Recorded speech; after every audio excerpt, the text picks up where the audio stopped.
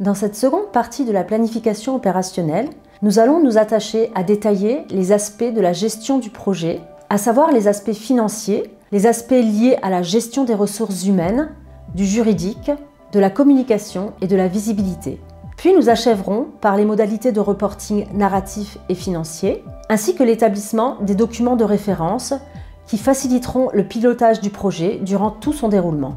La première rubrique de cette partie concerne les finances. Dans un premier temps, il faudra préciser le plan de financement du projet, c'est-à-dire quelles sont les différentes participations financières ou matérielles qui contribuent au financement du projet.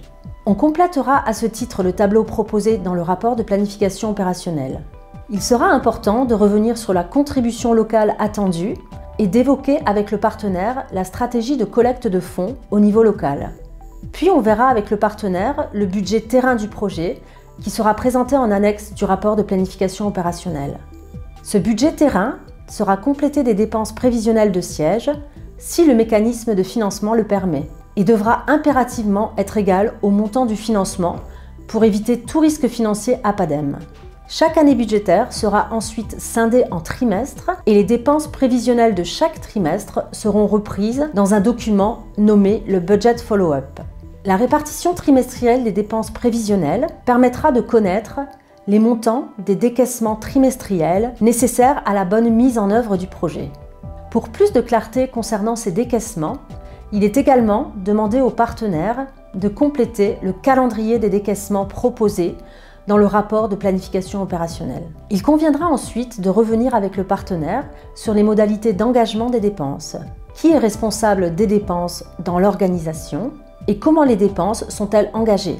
Y a-t-il des plafonds pour lesquels un niveau de contrôle différent est appliqué? Y a-t-il des doubles contrôles?